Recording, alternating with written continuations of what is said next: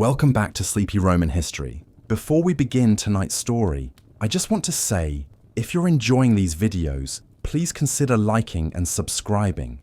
It really does mean a lot to me, and it helps the channel grow so we can keep making more peaceful stories like this.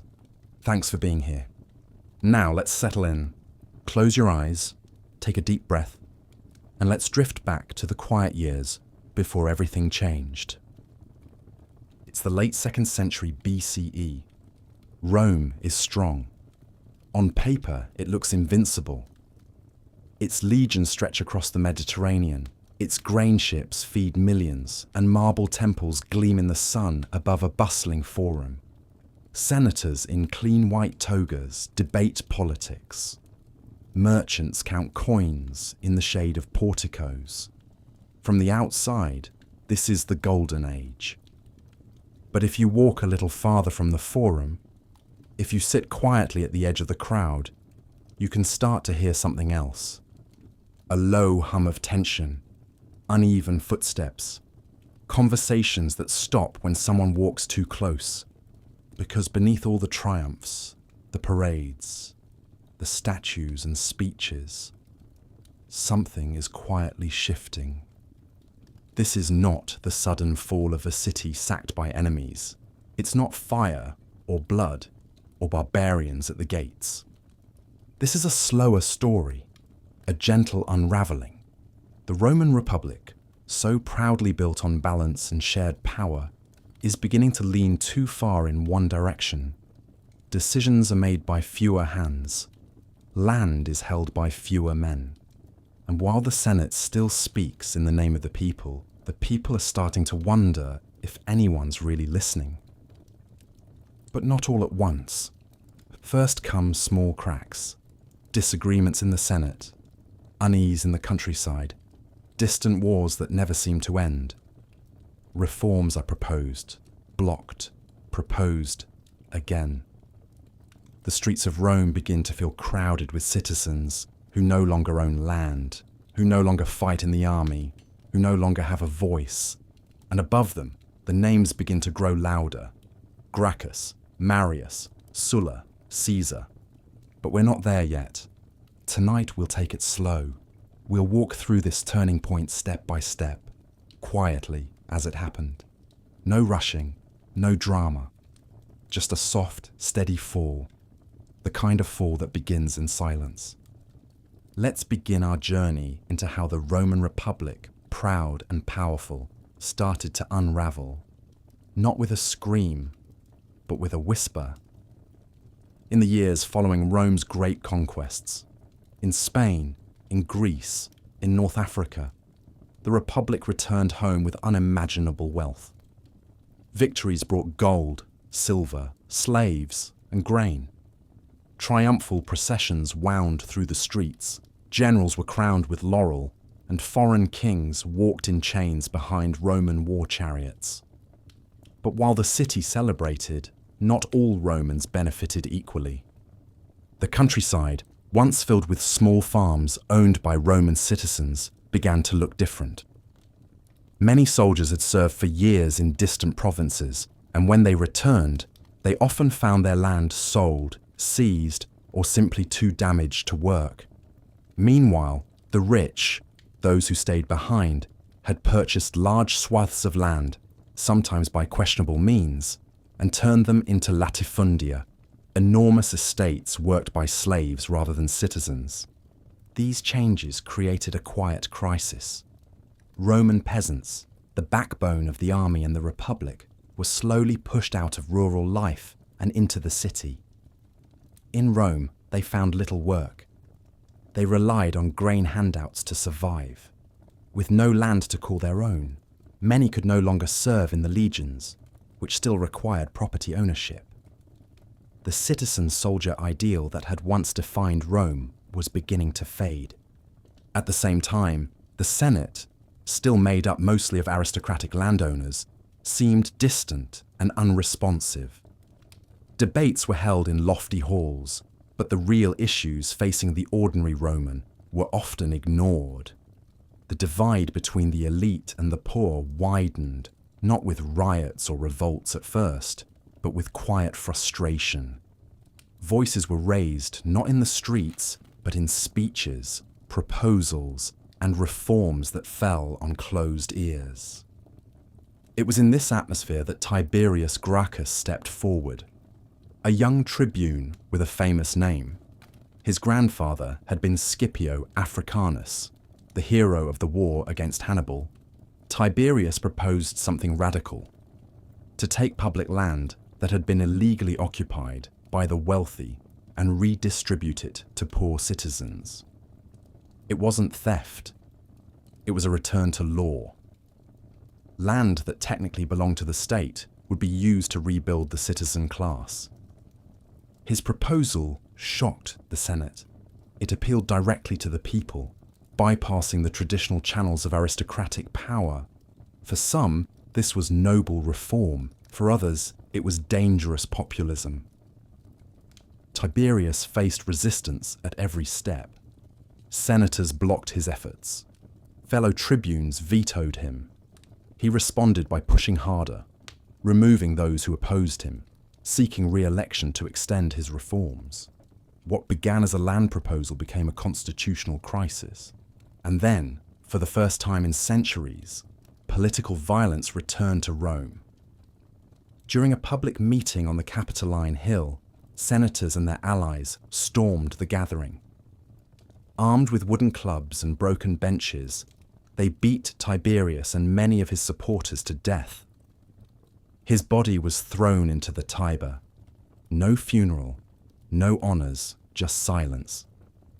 Rome had crossed a line. For centuries, disagreements had been handled through debate and law. But now, a tribune of the people had been killed by the elite, in public, for challenging their power. It would not be the last time. A few years later, Tiberius's younger brother, Gaius Gracchus, would take up the cause again, this time with more energy, more experience, and more radical reforms. But his fate, too, would end in violence. The pattern was beginning. The Republic still stood. The Senate still met. Elections were still held. But beneath the surface, something had shifted. Now, the stakes were higher, and the weapons were no longer only words. As the years drifted forward, Rome continued to grow, outward in territory, but inward in strain. The wounds left by the Gracchi brothers had not healed. If anything, their deaths had created a blueprint. Reformers learned that pushing too hard could be fatal. The elite learned that violence, once used, could silence opposition. Yet underneath it all, the same pressures remained. Landless citizens still crowded the city. Small farmers were still gone. And Rome's army, once made up of land-owning volunteers, faced a quiet crisis. Then came Gaius Marius. Marius wasn't born into Rome's elite. He came from Arpinum, a small town southeast of Rome, and though his family was wealthy enough to give him opportunity, they didn't belong to the old aristocratic families. Marius was a new man, a novus homo, the first in his line to reach the Senate, and eventually far more. He built his reputation in war, earning praise during campaigns in Spain and against Jugurtha, the king of Numidia in North Africa. His courage, discipline, and stern command style won him the support of soldiers. His ambition and pragmatism won him powerful allies in the city, but his real legacy came from reform, not in words, but in how Rome fought. In 107 BCE, Marius was elected consul, Rome's highest office. He soon faced a challenge in North Africa, where previous generals had failed to defeat Jugurtha. Marius believed he could do better, but he needed men. So, he changed the rules. He began recruiting the landless poor, men who, under old laws, weren't eligible to serve in the legions. These were men with nothing to lose and everything to gain. Marius promised them weapons, training, steady pay, and, most importantly, land after service. For the first time, Rome's armies were filled not by citizen farmers defending their land, but by professional soldiers who fought for their general, not necessarily for the Republic. The change worked. Marius defeated Jugurtha's forces with brutal efficiency. He returned to Rome a hero, but the consequences of his reforms would echo for generations. As time passed, Marius was elected consul again, not once, but 6 more times, an extraordinary break from tradition. The Roman constitution had been designed to prevent long-term personal power. No man was meant to hold the consulship more than once in a decade, let alone repeatedly. But the people loved Marius, and the Senate, increasingly divided and cautious, allowed it. His fame only grew when he faced a new threat, the Cimbri and the Teutones, migrating tribes from the north. These were not small bands of raiders, but vast moving populations that had already defeated several Roman armies. Panic spread. Rome feared another sack, another humiliation. Marius stepped in a series of disciplined, decisive battles, most famously at Aquae Sextiae and Vercellae. He crushed the invaders. His legions, hardened and loyal, performed with precision. The threat was eliminated. And yet, peace did not follow. Marius, for all his victories, had changed the balance of power in Rome. The soldiers now looked to their general for rewards, not the Senate. Veterans expected land, and when it wasn't delivered, tensions rose.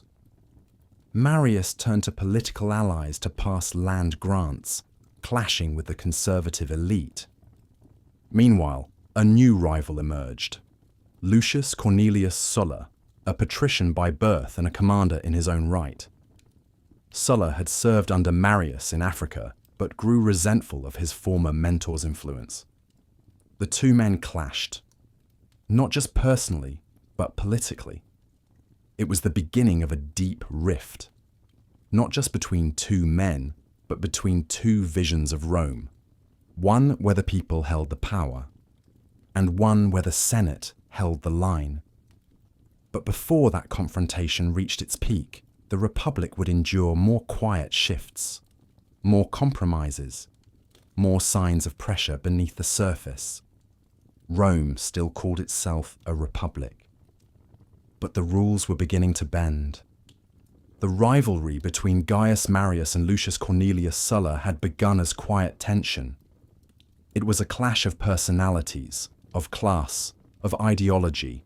One a self-made man of the people, the other a traditional aristocrat with sharp ambition and a colder sense of order. But as Rome entered the first decade of the 1st century BCE, that rivalry would evolve into something the Republic had never seen before. It would become civil war. The spark came from the east. In Asia Minor, a powerful king named Mithridates, the 6th of Pontus, had begun expanding aggressively. He seized Roman territory, encouraged revolts, and ordered the massacre of Roman citizens in the region. The Senate agreed that Rome must respond, and someone had to lead the campaign. The Senate chose Sulla. For Sulla, this was the opportunity of a lifetime, the chance to earn glory, secure wealth, and cement his place among Rome's greatest commanders. He began preparing his legions for departure. But Marius, now elderly but still politically active, had other ideas. Working through his allies among the popular assembly, Marius had the appointment overturned. With the backing of the people, the command was reassigned. To him, Sulla, stationed outside Rome with his legions, received the news. He had already served the Republic faithfully. He had already faced years of frustration at being overshadowed by Marius, and now, at the moment of his greatest opportunity, the prize had been snatched away. He made a decision no Roman general had ever made. He marched on Rome. With his legions at his back, Sulla entered the sacred city, weapons drawn, soldiers at the ready. Streets emptied, senators fled. The temple stood silent as Rome, for the first time in its long history, fell under siege by its own army. There was no major battle, no great defense. Sulla's message was enough. He declared Marius and his allies enemies of the state. Some were executed, others fled. Marius himself barely escaped, slipping out of the city in disguise and vanishing into exile. The streets returned to uneasy calm, but something fundamental had changed. Until that moment, no Roman had dared cross the Pomerium, the sacred boundary of the city, with an army. It had been an unspoken rule, older than any law. Now that line had been crossed, and it could never be uncrossed. Sulla, having restored the Senate's authority and his own command, departed east to fight Mithridates. But the story did not pause in his absence. Marius returned. Old, weary, and hungry for revenge, he aligned with his supporters and seized control of the city once again. What followed was a reign of terror, executions of Sulla's allies, purges of the Senate, and the old general's final bid for control. Then, just as suddenly, Marius died. At 70 years old, only days after beginning his 7th consulship, he passed away, leaving behind a Rome more fractured than ever. With Marius gone, power shifted again. When Sulla returned from the east, victorious and hardened, he did not ask for permission. He marched once more on Rome, this time with even more legions and with no intent to negotiate.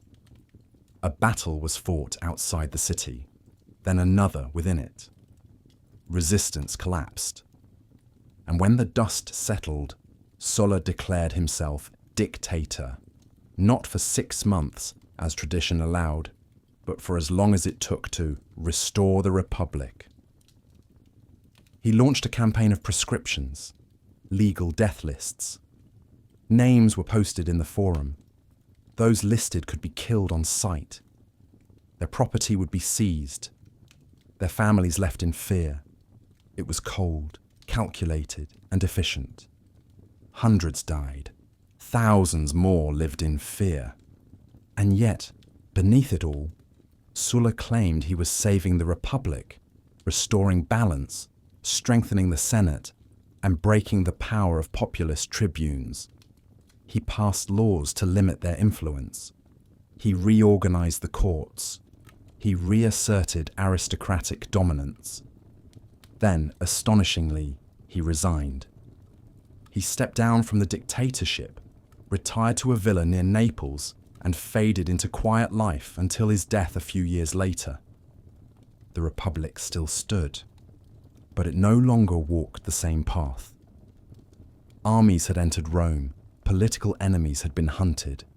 Dictatorship had come, not in chaos, but in robes and law. And somewhere, in the background, a young man named Julius Caesar watched it all unfold. In the quiet aftermath of Sulla's resignation, Rome tried to return to normal. The Senate reconvened. Laws were enforced. Elections resumed. But the Republic was no longer quite what it had been. It had been bent, reshaped by ambition and fear. And while its institutions remained, its soul had started to shift. Among those coming of age during this fragile moment was a young nobleman named Gaius Julius Caesar. He was born into the ancient Julian clan, a patrician family that claimed divine ancestry through Venus herself. Yet his early life was marked more by tension than privilege. His uncle by marriage was Gaius Marius, and that connection made Caesar suspect in the eyes of Sulla's regime. When Sulla came to power, Caesar was ordered to divorce his wife, Cornelia, daughter of a Marian loyalist. Caesar refused. For his defiance, he was stripped of his priesthood, his inheritance, and forced to flee Rome. Only after the intercession of friends, and perhaps because Sulla, even then, saw a spark in the young man, was his life spared.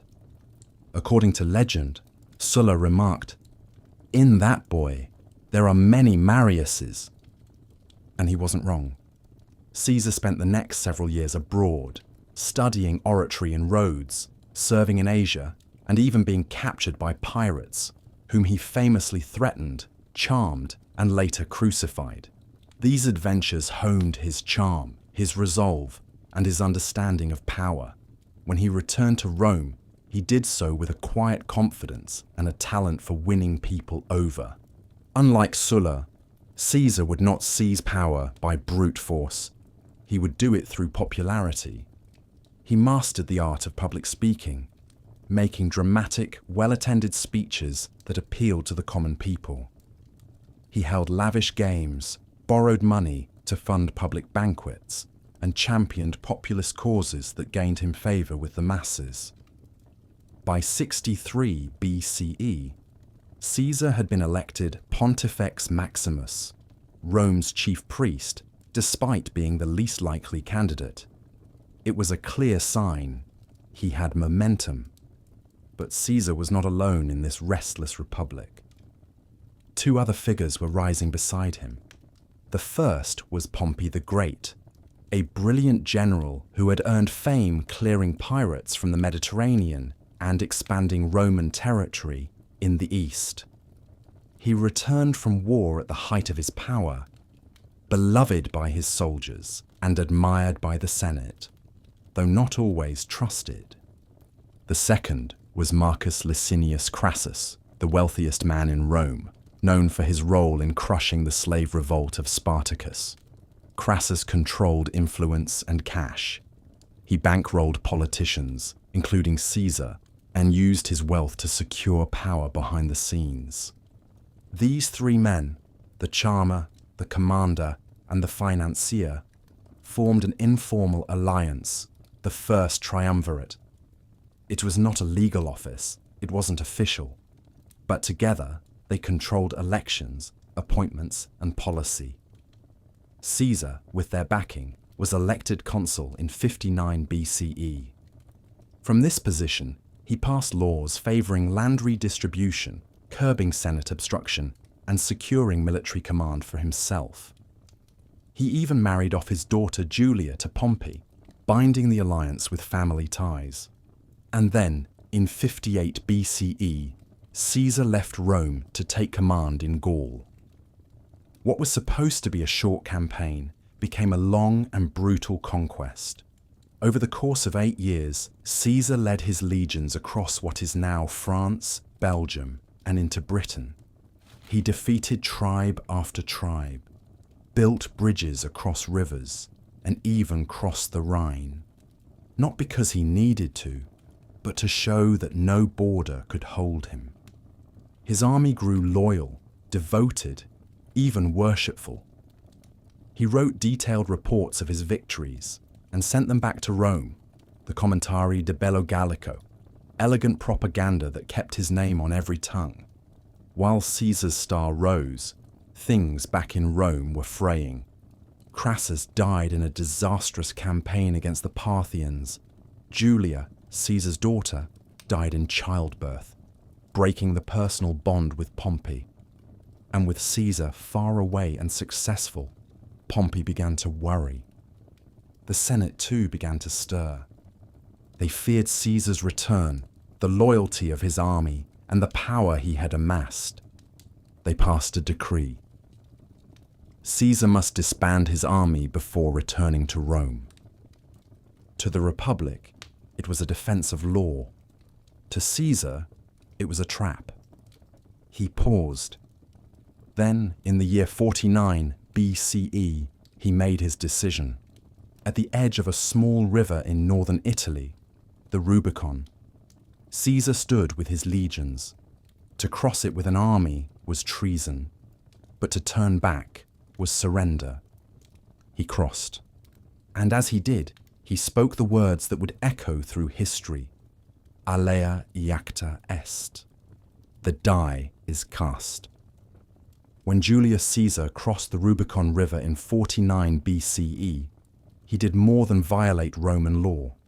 He made a choice that would unravel the Republic. The Rubicon itself was small, just a quiet stream marking the northern boundary of Italy. But symbolically, it was a line that no general was allowed to cross with an army.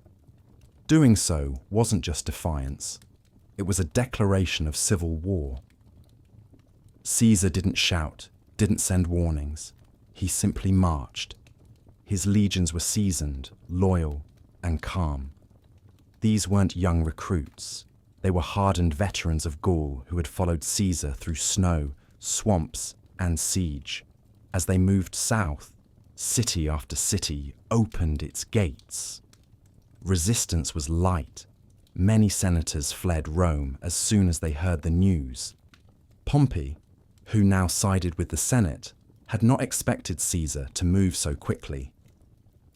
He had more troops on paper, but they were scattered across provinces. Rome was undefended. Rather than fight in the capital, Pompey withdrew to southern Italy, then sailed east to regroup in Greece. Caesar entered Rome without a fight. The city was tense but silent. Shops closed. The forum was quiet. Senators had vanished. Caesar did not plunder. He declared himself the defender of the people, the law, and the republic, though his actions told another story. He addressed the Senate with calm words. He asked for cooperation. He wanted no prescription lists, no executions. But the power shift was unmistakable. He had taken the capital with an army. The laws were still in place, but they were now filtered through Caesar. He moved fast. He marched to Spain, defeating Pompeian forces there with speed and strategy. Then he turned east, across the Adriatic, to face Pompey directly. The decisive moment came at the Battle of Pharsalus in 48 BCE. Pompey had more men, more cavalry, and the backing of the Senate. But Caesar had experience, discipline, and the loyalty of troops who trusted him with their lives. The night before the battle, Caesar calmly wrote letters by candlelight, while Pompey held long councils of war. At dawn, they clashed. Caesar's tactics outmaneuvered Pompey's strength. His troops fought with precision, even when outnumbered. When Pompey's cavalry tried to flank Caesar, he countered with a line of hidden infantry, men trained to thrust upward, aiming for faces and throats. The charge collapsed. Pompey's army broke. He fled, not to regroup, but to escape. He sailed to Egypt, hoping for safety. But the young pharaoh, Ptolemy XIII, feared Caesar's wrath and chose a darker path. Pompey was lured ashore, then assassinated. His head was sent to Caesar as a gift.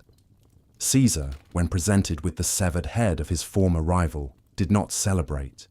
He turned away, he mourned. Even in victory, the death felt hollow. He remained in Egypt longer than expected. There, he became entangled in local politics, backing Cleopatra VII in her struggle against her brother. Their alliance, both political and personal, would become legend.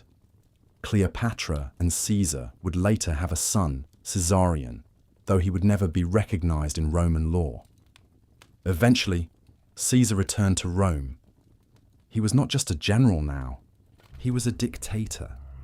At first, the title was temporary, a solution to the chaos of civil war, but each time his term ended, it was renewed. First for a year, then 10, then for life. Yet Caesar was careful. He wore the robes of tradition, addressed the Senate, and honored old ceremonies. He did not call himself king, but his image appeared on coins, his statue was placed among the gods, and he appointed magistrates at will. He passed reforms, forgiving debts, redistributing land, increasing the Senate to include men from the provinces.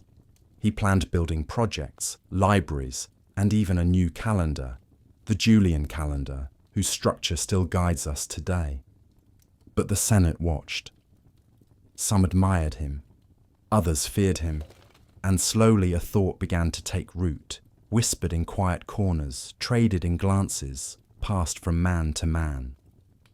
Was the Republic already gone, or could it still be saved? By early 44 BCE, Julius Caesar stood at the height of his power. He was dictator for life, the undisputed ruler of Rome, and hailed by many as a reformer, a general, and even a savior of the state. He had ended civil war, restored order, and brought stability to a republic that had been on the edge for decades. But not everyone saw peace in his shadow. The Senate, now swollen with new members appointed by Caesar himself, had grown uneasy. Many of the old patrician families, sidelined by Caesar's rise, watched with resentment. Whispers of monarchy, of crowns and kings began to float through the streets of Rome, sometimes as rumors, sometimes as jokes, and sometimes as serious fears. One moment in particular sent a chill through the city. At the Lupercalia festival, held each February, Caesar sat on a golden chair before the people. His ally Mark Antony, consul at the time, offered him a diadem, a symbol of kingship. Caesar refused, and the crowd cheered. Antony offered it again. Caesar waved it away once more. The cheers grew louder, but the message had been heard. Some saw it as theatre, others as a test. Was Caesar gauging the public? Was Antony acting on his own? Or had the pair choreographed the moment to see what the people might accept? Whatever the truth, it was clear. The line between republic and monarchy was wearing thin. That spring, a group of senators began to meet in secret. They called themselves the Liberators. At the center of the plot were two men, Marcus Junius Brutus and Gaius Cassius Longinus. Brutus, a philosophical and thoughtful man, had once fought against Caesar, then been pardoned and elevated. He was admired for his intellect and his lineage. He claimed descent from the Brutus who had expelled the last Roman king. Cassius was sharper, more pragmatic, and deeply suspicious of Caesar's intentions. Their goal was simple: preserve the Republic. To do that, they believed, Caesar had to die.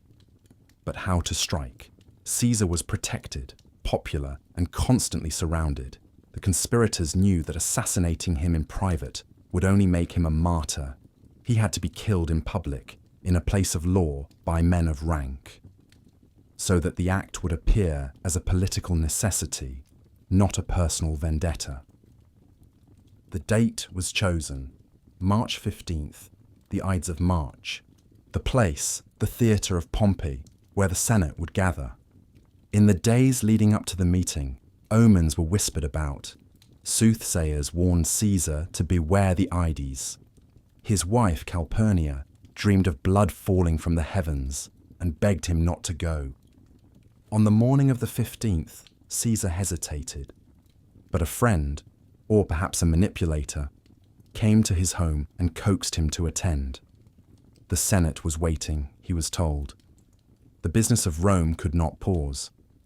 He entered the hall. As he sat, the conspirators surrounded him. One approached with a petition. Another tugged his toga. Caesar stood confused, and then, in an instant, the knives flashed. He was stabbed. Once, then again, then again. According to legend, he tried to fight at first. Then, seeing Brutus among the attackers, he pulled his robe over his face and fell silent. In total, he was stabbed 23 times. The senators fled in chaos. Blood stained the floor of the hall. Outside, the city braced for what might follow. The assassins stepped forward, swords in hand, expecting applause, expecting to be hailed as defenders of liberty. But the crowd was silent. No cheers, no celebration. The people mourned. Soldiers stood uncertain. Caesar, for all his ambition, had been beloved by many, especially the poor. His funeral, just days later, turned into a frenzy of grief and anger. Mark Antony, seizing the moment, delivered a masterful eulogy. He read Caesar's will aloud, which left generous gifts to the Roman people. He held up Caesar's blood-soaked robe. He pointed to the conspirators. Rage took hold. Riots broke out. Fires were lit. The liberators fled the city. And so, the assassination, meant to save the Republic, instead plunged it into chaos. Caesar was gone, but the Republic did not return. It had been wounded too deeply, its systems too strained, its people too divided. And in that silence, two new figures would rise, one young, calculating, and destined to rule, the other fiery, loyal, and ready for war. The fall was not over yet. With Caesar dead and the Republic in turmoil, power did not return to the Senate as the conspirators had hoped. Instead, a vacuum formed, and into that vacuum stepped two men who would reshape Rome's future. The first was Mark Antony, Caesar's loyal friend, colleague, and fellow consul. Charismatic, bold, and deeply popular with the army, Antony had been at Caesar's side for years. After the assassination, he acted quickly. He secured Caesar's documents, took control of his estate, and gave the funeral speech that turned public opinion against the killers. The second was more unexpected. A 19-year-old from the provinces, Gaius Octavius, better known to history as Octavian. Octavian was Caesar's great-nephew, the son of his sister's daughter. He had been adopted in Caesar's will and named as his heir.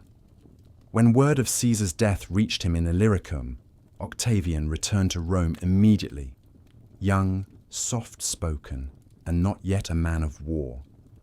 But behind his quiet exterior was a mind sharp as a dagger.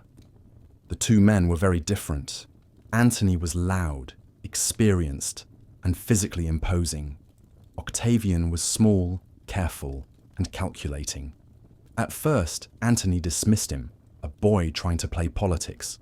But Octavian had Caesar's name, Caesar's fortune, and, over time, Caesar's veterans.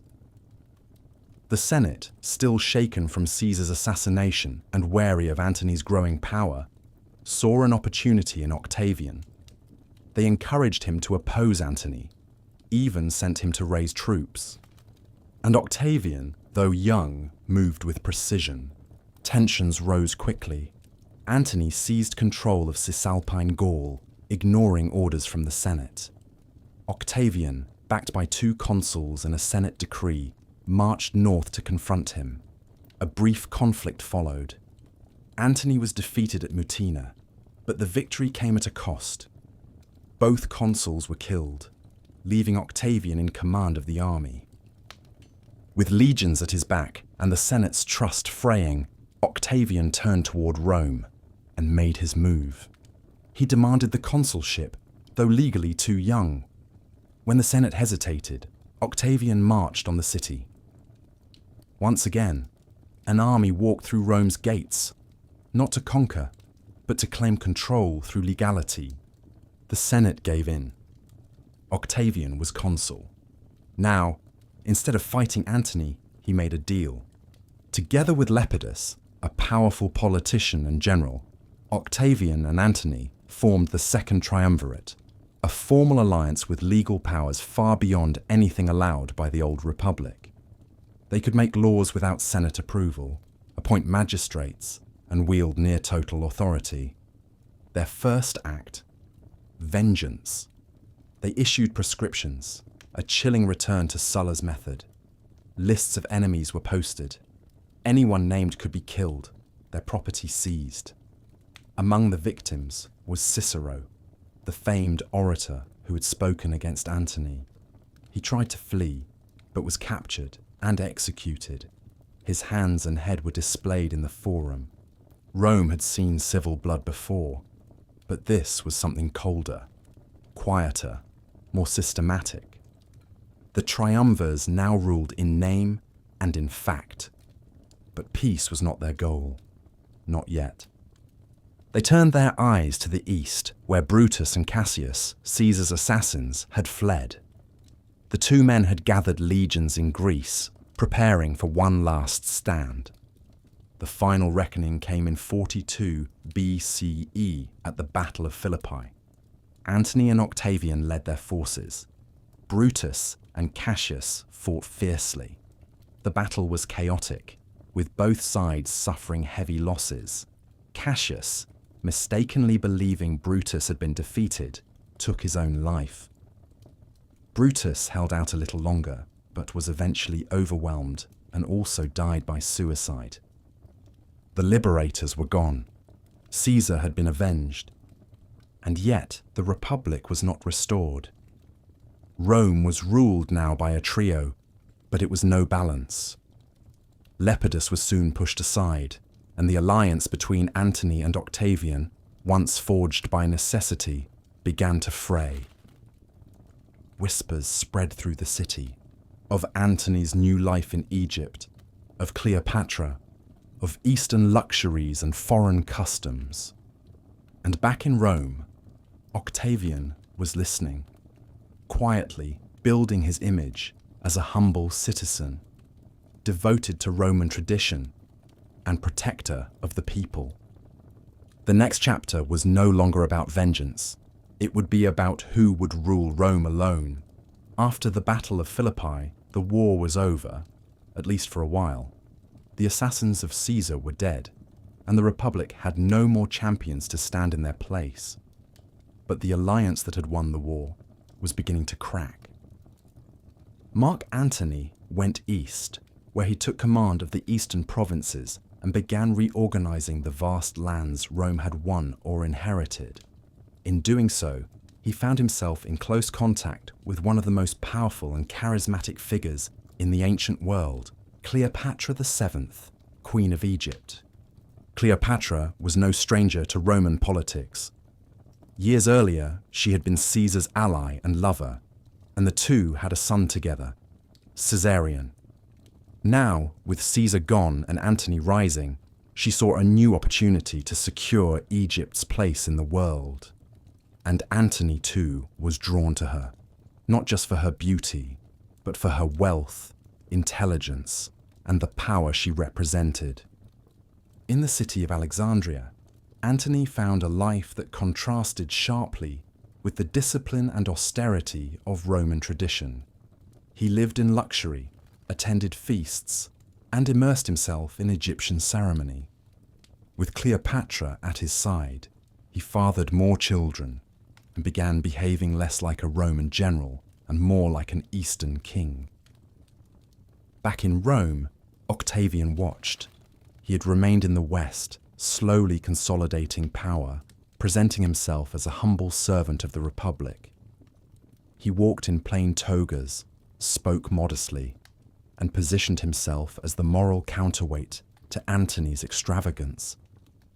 To the Roman people, weary of war and chaos, Octavian began to look like the only one still loyal to old Roman values. And then came a turning point. Antony, seeking to strengthen his position, distributed Roman lands to Cleopatra and their children, publicly. He also recognized Caesarion as Caesar's true son, undermining Octavian's claim as Caesar's heir. Octavian seized the moment. In Rome, he read Antony's will aloud, or at least claimed to. In it, Antony supposedly requested to be buried in Egypt, not Rome. The image stuck. Here was a Roman general, consort of a foreign queen, giving away Roman land, raising foreign heirs, and turning his back on the city of his birth. The Senate was outraged. The people were stirred. War was declared, not against Antony directly, but against Cleopatra. Framing the conflict this way allowed Octavian to present it as a defense of Roman tradition, not another civil war. In 31 BCE, the two sides met in one of the most famous naval battles in history, the Battle of Actium. Octavian's forces, led by his trusted general Agrippa, cornered Antony and Cleopatra's fleet along the western coast of Greece. The battle was long and tense, but Octavian's navy outmaneuvered the larger ships of the Egyptian fleet. In the middle of the fight, with the tide turning, Cleopatra fled with her ships, and Antony followed. The rest of the fleet collapsed. The war was lost. Antony and Cleopatra retreated to Alexandria, where, 1 year later, as Octavian's legions entered the city, they both took their own lives. Antony by falling on his sword, Cleopatra, as legend says, by the bite of a snake. Caesarion was captured and executed. Egypt, once an independent kingdom, was now a Roman province. With Antony gone, Octavian returned to Rome, not as a general, not as a consul, but as something new, something Rome had never fully named before. He was the sole ruler of the Roman world. But he moved carefully. He refused the title of king. He called himself princeps, or first citizen. He restored powers to the Senate, but only in name. He accepted honors reluctantly, rejected crowns, and spoke endlessly of the Republic, even as it no longer truly existed. In 27 BCE, the Senate gave him a new name, Augustus. The Republic on paper still stood, but in practice, it had become something else. It had become an empire. When Octavian became Augustus in 27 BCE, it marked the beginning of a new era, not with the sound of trumpets or the fall of the Senate, but with a speech, a gesture, and an appearance of humility. He told the senators that he was returning power to them, restoring the Republic. In truth, it was a masterstroke of politics. The Republic as an idea was too deeply rooted in Roman identity to simply discard. No Roman would have accepted the open rise of a monarchy, but Augustus understood this. So rather than abolish the Republic, he preserved its image while quietly hollowing out its core. He accepted the title of princeps, meaning first citizen, a term that sounded modest but gave him seniority in all matters. The Senate still met. Elections still took place. Consuls were still named. But Augustus controlled everything that mattered. He held imperium maius, greater power than any other magistrate, which meant he could command all armies and provinces.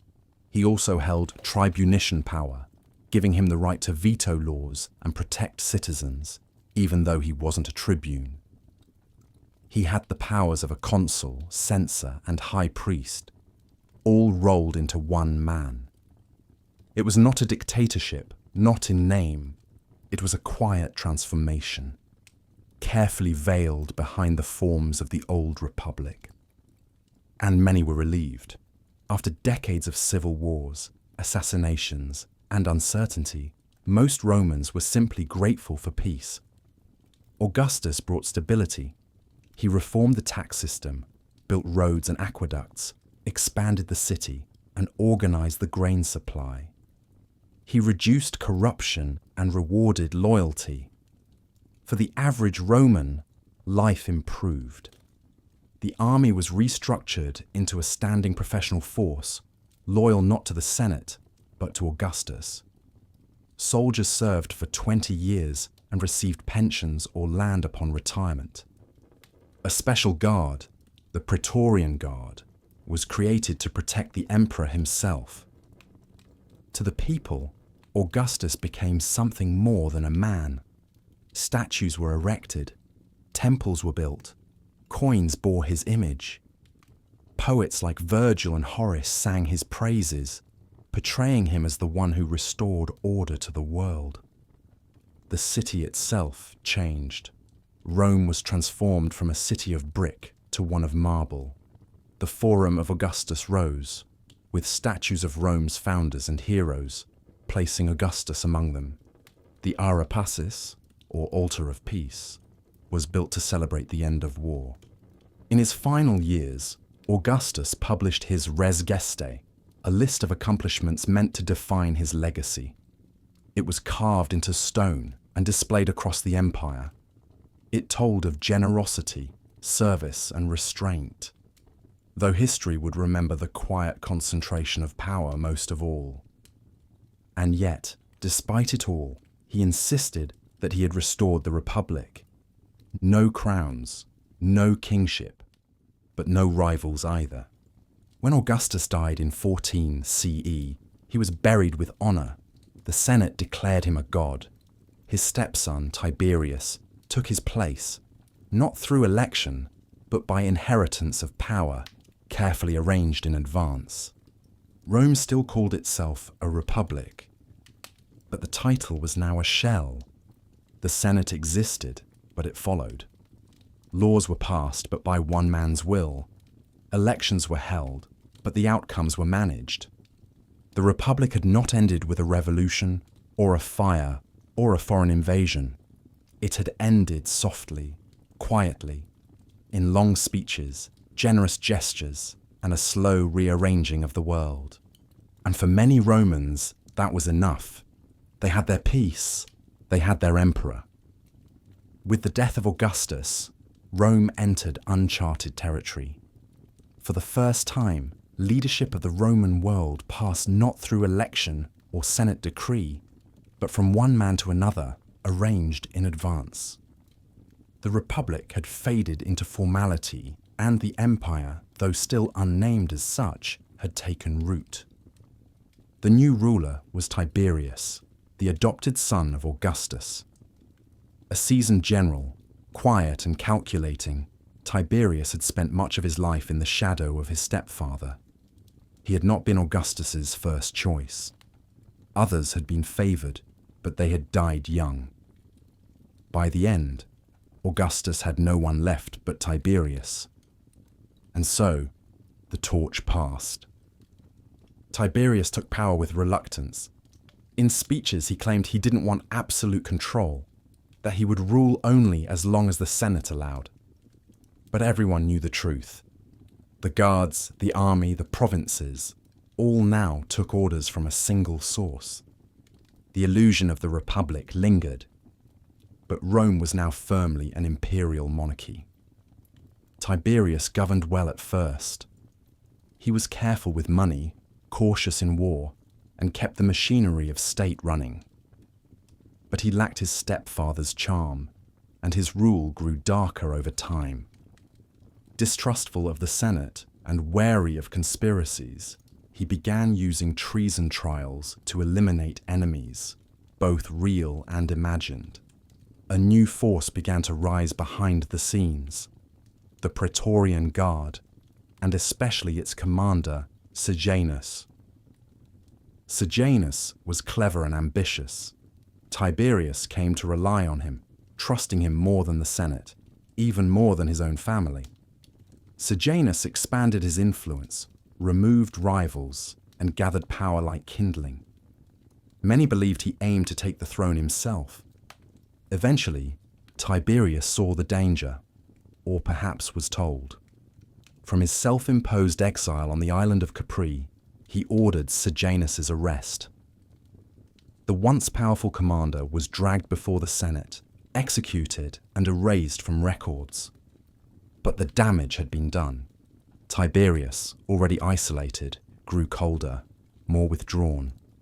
Rome became a city of whispers. Senators watched their words. Informers thrived. The quiet tyranny of fear replaced the old chaos of civil war. And then, in 37 CE, Tiberius died. Whether by illness or murder, no one is sure. But once again, power passed smoothly. Not to the Senate, but to the next in line. This time, it went to a man named Gaius, better known by his childhood nickname, Caligula, meaning little boots. At first, Rome rejoiced. Caligula was young, energetic, and a direct descendant of Augustus through his mother. He symbolized hope, a new golden age, a return to virtue. For a short time, he ruled with generosity, releasing prisoners, reducing taxes, and winning favor with the people. But then, something changed. Illness, madness, or simply the weight of unlimited power. Whatever the cause, Caligula's rule turned strange. He declared himself a living god, demanded worship, and staged elaborate ceremonies to celebrate his own divinity. He made his horse a priest, and some say even a consul. He spent recklessly, insulted the Senate, and punished critics with cruelty and spectacle. Rome began to wonder if the gods had cursed them. After just 4 years, in 41 CE, Caligula was assassinated, stabbed by members of his own guard in a palace hallway. Senators rushed to restore the Republic, to bring back the old ways. But the people wanted order, and the army wanted a leader. The Praetorian Guard found Caligula's uncle, Claudius, hiding behind a curtain. They brought him forward, declared him emperor, and the Senate once again gave in. It was clear now. The Republic no longer chose its leaders. Power belonged to those who could hold it, sometimes through lineage, sometimes through loyalty, sometimes through fear. The system had changed, but most citizens accepted it, not out of love, but out of exhaustion. They had learned that even tyranny could be quieter than civil war. By the time Claudius took the throne in 41 CE, the Roman Republic was a distant memory, kept alive mostly in titles, rituals, and marble. The Senate still met and elections were still held, but everyone understood where true power lived now, with the emperor and with those who stood closest to him. Claudius was an unlikely ruler. He was bookish, limping, and often mocked by his own family.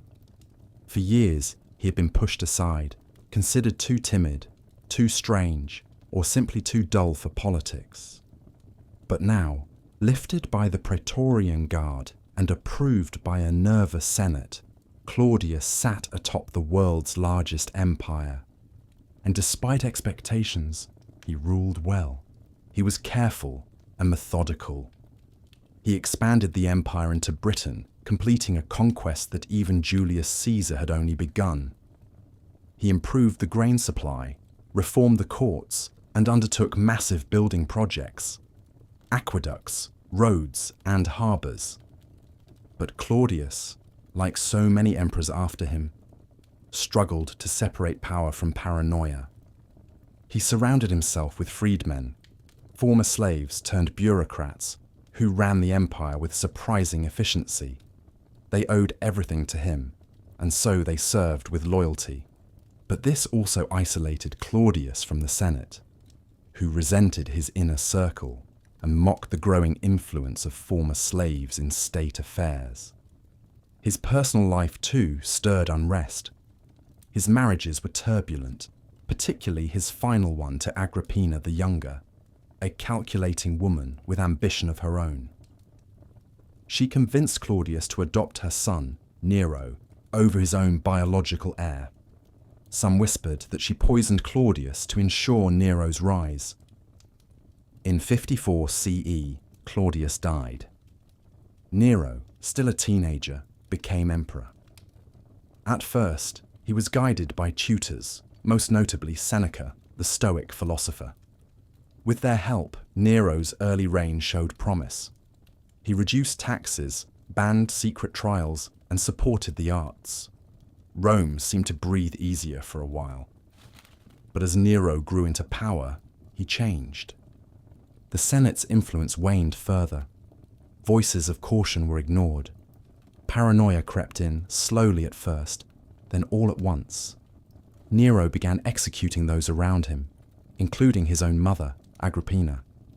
The stories say he watched the attempted assassinations fail, then finally ordered her death directly. From there, his behavior grew more erratic. He fancied himself a poet, actor, and musician, often forcing senators and citizens to sit through his long performances. He poured money into theatre and spectacle, even as the treasury emptied. He raced chariots. He sang on stage. He blurred the lines between ruler and performer. Then came the Great Fire of Rome in 64 CE. It burned for days, leveling entire districts. The people, devastated and angry, looked for someone to blame. Rumors swirled that Nero had started the fire himself, either to clear space for his grand palace or simply to enjoy the view. To shift suspicion, Nero blamed a new, growing religious group, the Christians. He ordered brutal persecutions. Many were burned alive or torn apart in public arenas. And yet, despite everything, the Senate did not remove him. The machinery of empire had grown too rigid, too centralized. An emperor once seated was difficult to stop, even when his madness was plain. But rebellion would come eventually. In 68 CE, uprisings spread, first in Gaul, then in Spain, then in the legions. One general, Galba, was declared emperor by his troops. Nero, abandoned and alone, fled the city.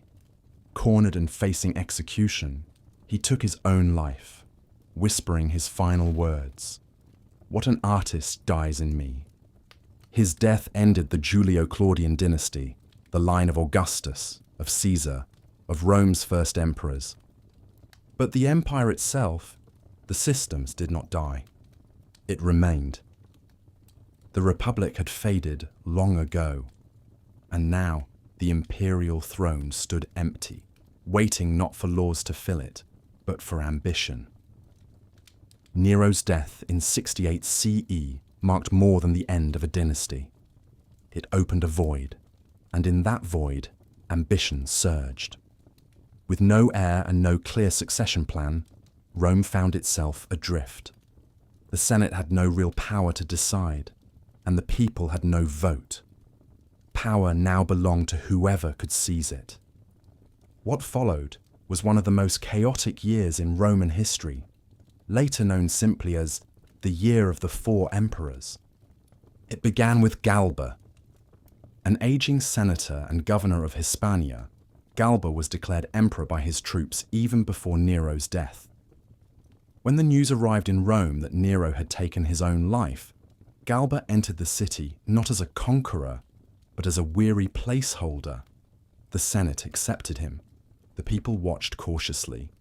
But Galba was not what they had hoped for. He was severe, stingy, and distrustful. He cancelled bonuses promised to soldiers, punished those who had supported Nero, and surrounded himself with unpopular advisors. The legions, especially those along the Rhine, grew restless. They had not declared Galba, they had not been rewarded, and they still held power.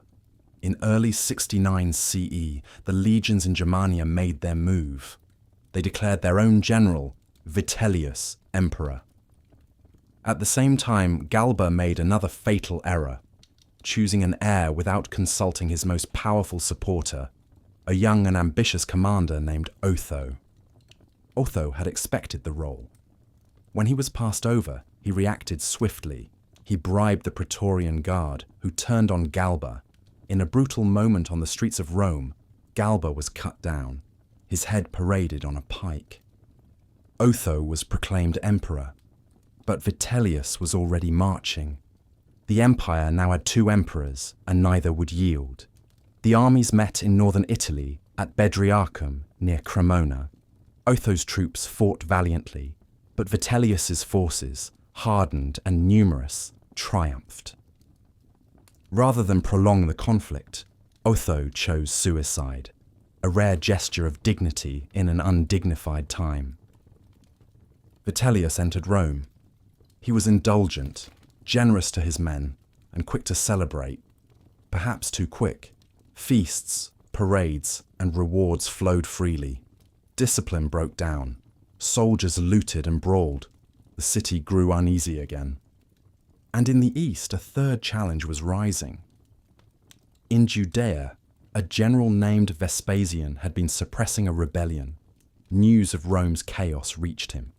Encouraged by allies in Egypt and Syria, his legions proclaimed Vespasian emperor. This time, the momentum was different. Vespasian had seasoned troops, careful advisors, and strong supply lines. His forces, led by the brilliant general Antonius Primus, advanced on Rome. Vitellius tried to rally, but the tide had turned. The legions of the north and east converged, and a second battle at Cremona saw Vitellius's army defeated. Rome braced for more violence. Vitellius attempted to abdicate, then changed his mind. Fighting broke out in the city streets. The Capitoline Hill burned. Finally, Vitellius was dragged from his hiding place, beaten and killed. In December of 69 CE, Vespasian was confirmed by the Senate as emperor. The bloodshed had ended. For now. What this year revealed was simple and unsettling. There was no longer a system for succession. The Republic's old rules had vanished. The Senate's authority had eroded. The people had no say. Power belonged to the sword. But out of this chaos, a new stability emerged. Vespasian, unlike his predecessors, was not born into privilege. He came from a modest Italian family and had earned every title through service. He valued order, discipline, and pragmatism. The Republic was not coming back, but perhaps under Vespasian, the empire could function again, not as a dream of shared power, but as a machine of control.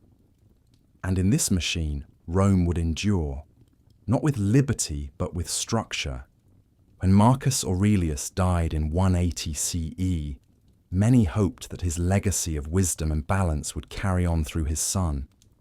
But Commodus was not his father.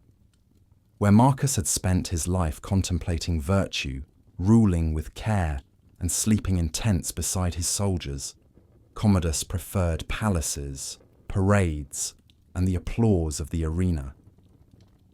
He was just 18 when he took power, and though he had travelled with his father during military campaigns, he had no interest in war, law, or philosophy. He wanted to be adored, and he wanted to be seen. At first, his reign was calm. Rome was wealthy, the borders were stable, and many hoped that Commodus would settle into the role. But instead, he began withdrawing from politics and handing real power to favourites, flatterers, and freedmen. He trusted a series of inner circle advisors, many of whom enriched themselves at the expense of the state. When plots emerged, as they always did in Rome, he responded not with caution, but with cruelty. Executions became common. Senators were purged. Anyone who seemed disloyal could disappear overnight. But what truly set Commodus apart was not just his authoritarian style, it was his obsession with image. He fancied himself a reincarnation of Hercules, the divine hero of myth. He dressed in lion skins, carried a club, and had statues made of himself as the muscular demigod. He renamed months after himself. Even Rome, briefly, was renamed Colonia Commodiana, the colony of Commodus. He didn't just want to rule, he wanted to be worshipped. And then came the games. Commodus took part in gladiatorial contests, not as a sponsor, but as a participant. He would enter the arena, dressed as a god, fighting animals and mock opponents. These matches were carefully staged, of course, but the message was clear. The emperor was not just a ruler, he was a performer, an idol, a spectacle.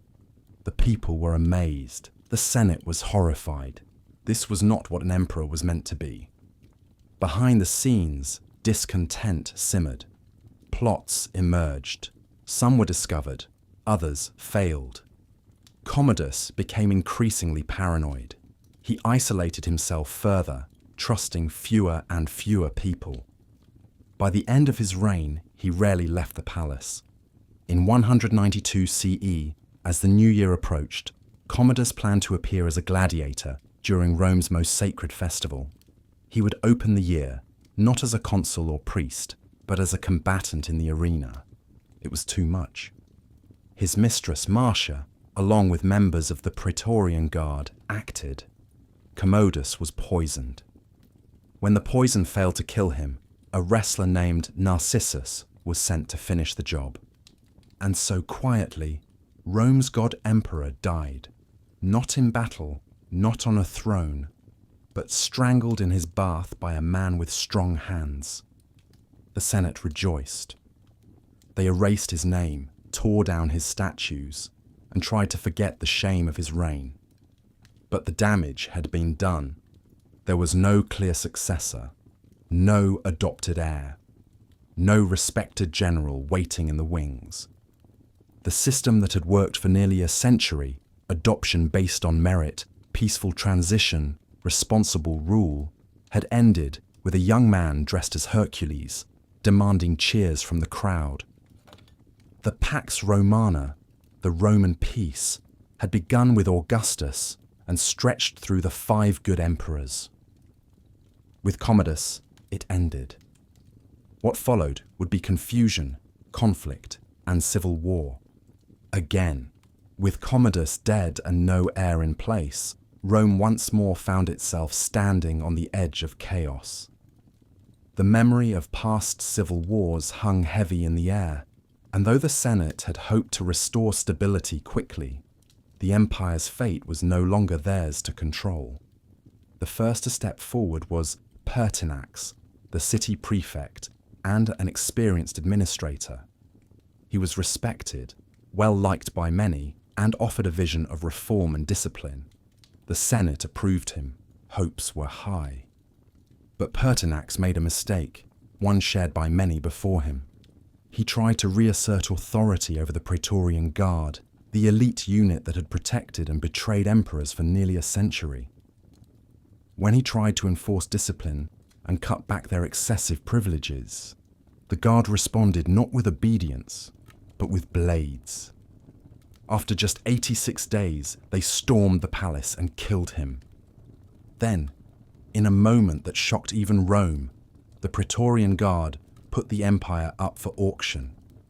In full armor, they stood in their camp and announced that the throne would go to the highest bidder. Wealthy Senator Didius Julianus won, not through merit or popularity, but by offering the most money per soldier. He became emperor, but never truly ruled.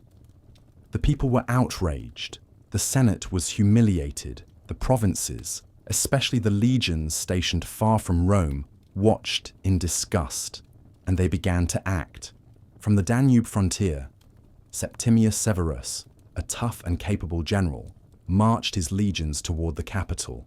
He had no Senate decree, no formal title, only loyalty from his troops and a sharp sense of timing. Rome barely resisted. Didius Julianus was executed. The Praetorian Guard was disbanded and replaced.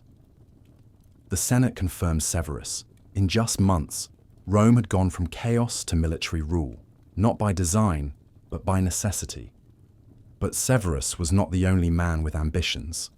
2 other generals, Clodius Albinus in Gaul and Pescennius Niger in the east, also claimed the title of emperor.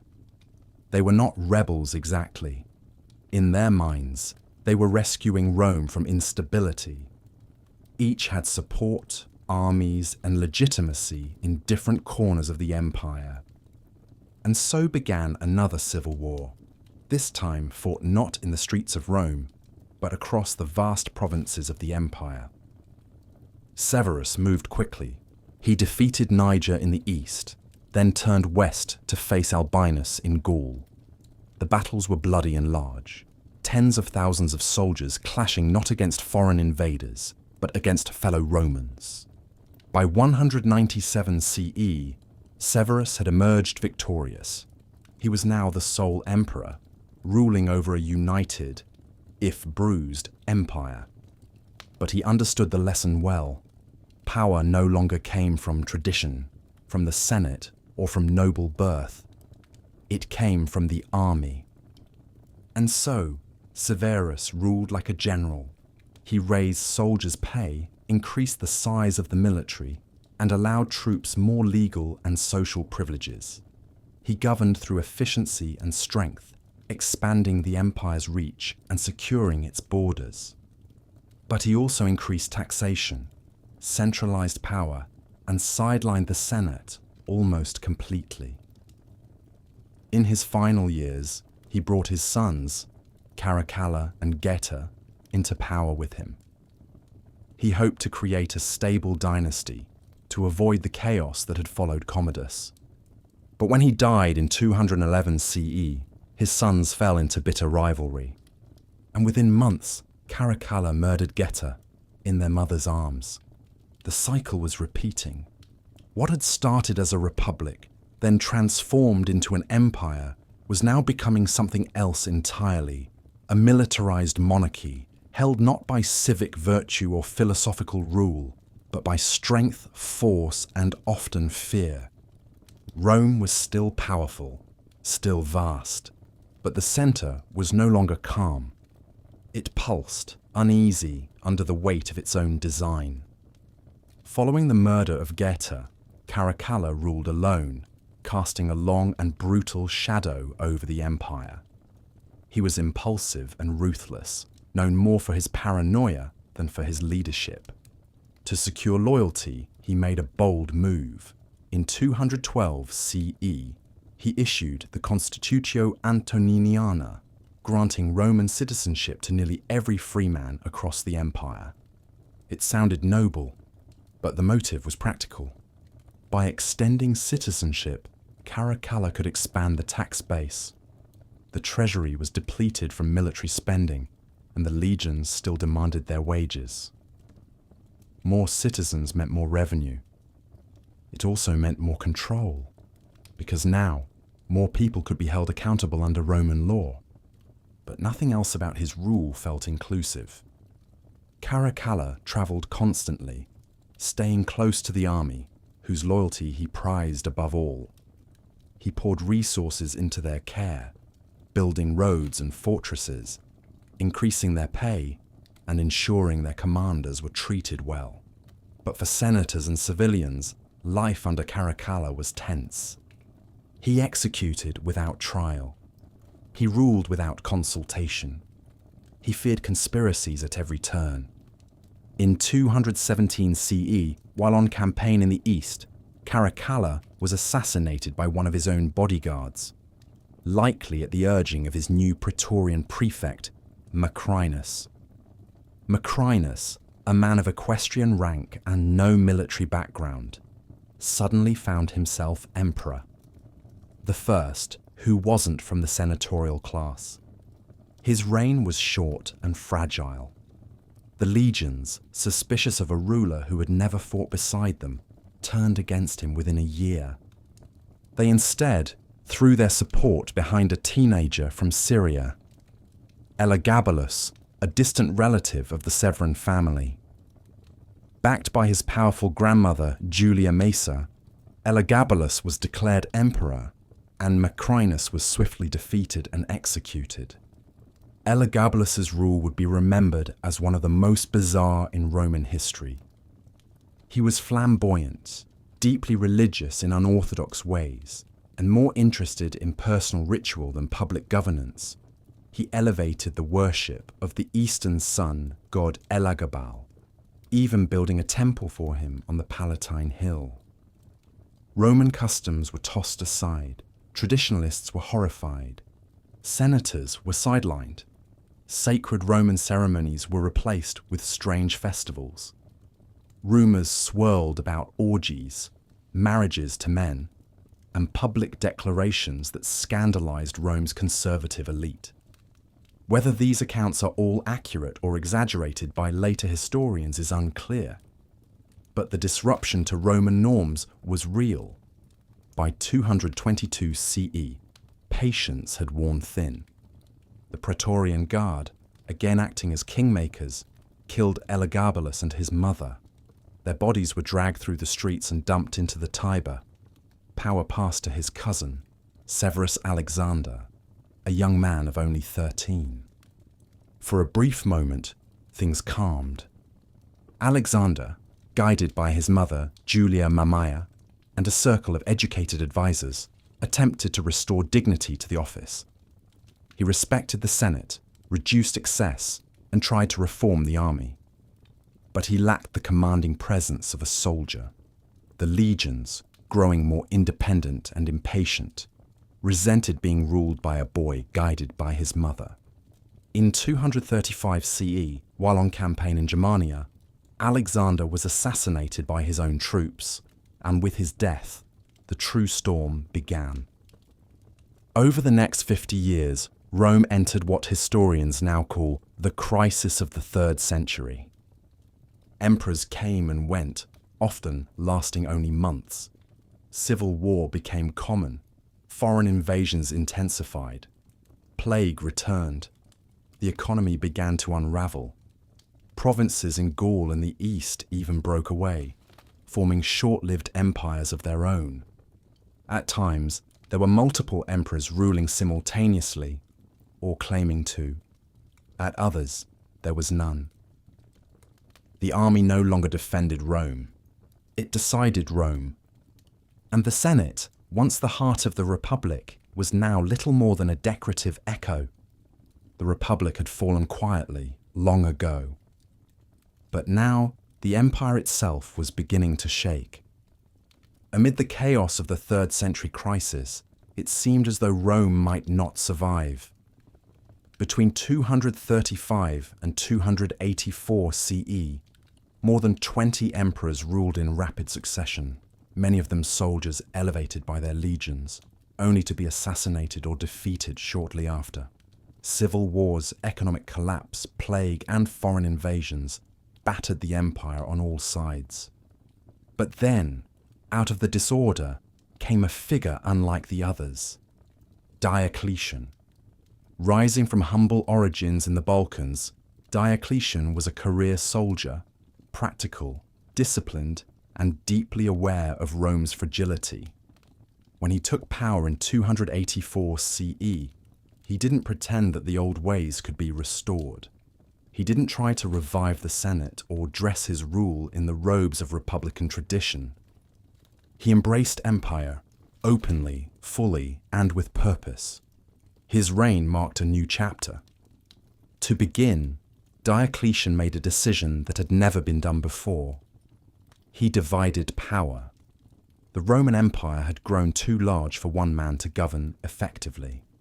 So Diocletian appointed a trusted general, Maximian, as co-emperor, giving him control over the western provinces while Diocletian ruled the east. The two were equal in title, but Diocletian remained the senior partner. But he didn't stop there. To ensure smoother transitions in the future, each emperor would also appoint a junior emperor called a Caesar. These men would assist the rulers and be groomed as successors. The system was called the Tetrarchy, rule of 4. Rome now had 2 senior emperors and 2 junior ones, each managing different regions of the empire.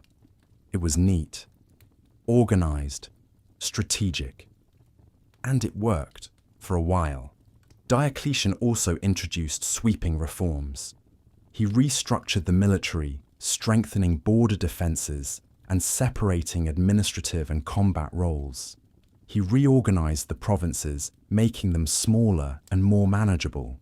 He revamped taxation, introducing new methods to stabilize the crumbling economy, even issuing edicts on wages and prices to combat inflation. Perhaps most significantly, he transformed the image of the emperor. Where Augustus had styled himself as a first citizen, Diocletian embraced the model of a divine ruler.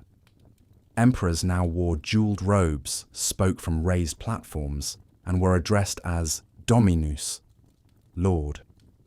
Access was limited. Protocols were strict.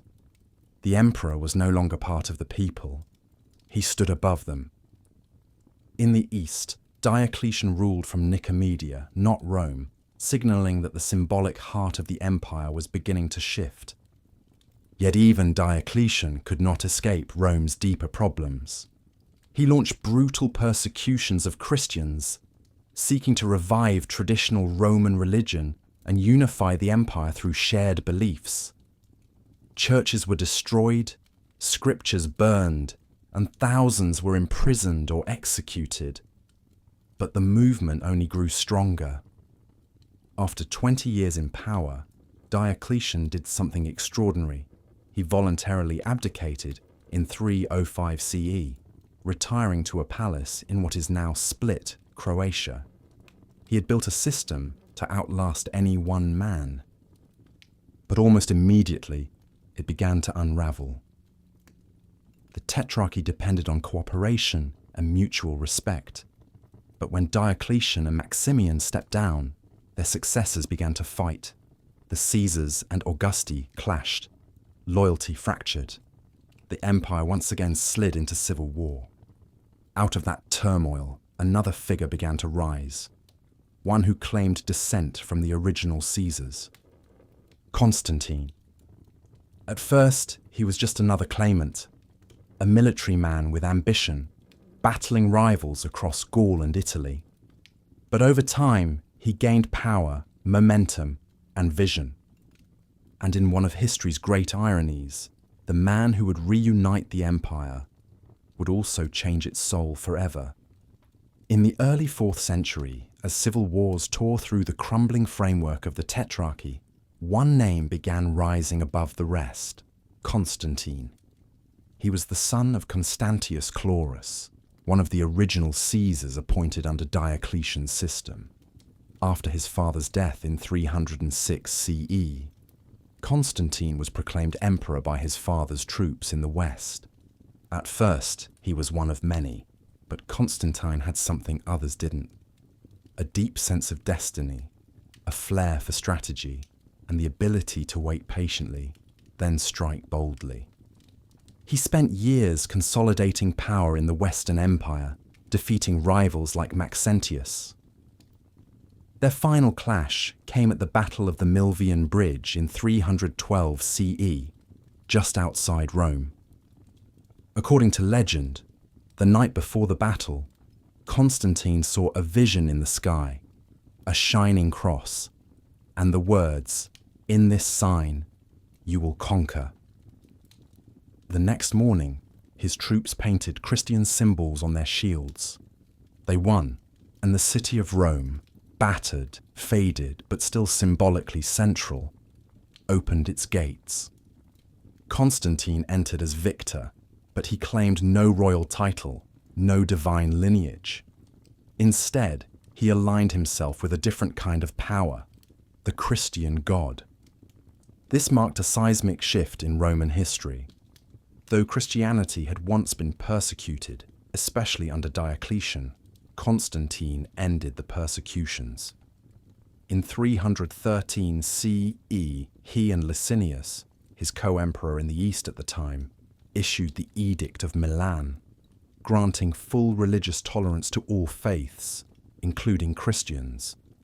Churches were returned, martyrs were honored, bishops were consulted in imperial decisions. And Christianity, once a quiet and underground religion, began to rise, not as a rebellion, but as a pillar of the imperial world. Constantine ruled both wisely and ruthlessly.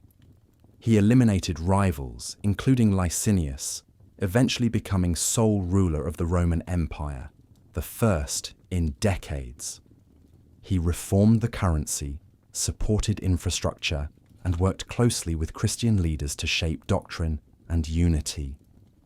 He convened the Council of Nicaea in 325 CE, one of the most important meetings in Christian history, to address disputes in the Church and unify its beliefs. But perhaps his most lasting decision was to move the capital. Rome, though ancient and revered, was no longer central, geographically or politically. Constantine chose a new site on the eastern edge of Europe, at the crossroads of land and sea. There, he built a gleaming new city, Constantinople, the city of Constantine. It would become the heart of the Eastern Roman Empire for over 1,000 years. When Constantine died in 337 CE, he was baptized on his deathbed. the first Roman emperor to become a Christian. The transformation was complete. Rome was no longer the Republic of Cicero or the Empire of Augustus. It was a Christian empire, ruled by one man, stretching across continents, its old gods fading into history. The Senate still existed, in ceremony. Consuls were still named, though their power was gone. The people still cheered, still worked, still called themselves Romans. But the Republic had long since ended. Not in fire, not in invasion, but in quiet decisions, one after another, in reforms, in titles, in the passing of powers from law to man, from senate to sword, from gods of stone to a god of light. Rome would endure for many more centuries, especially in the East. But the Roman Republic, as it had once been, a place of shared rule, civic virtue, and rotating office, was no more. Its end was not sudden. It was a soft fall, a quiet turning, and somehow it still echoes.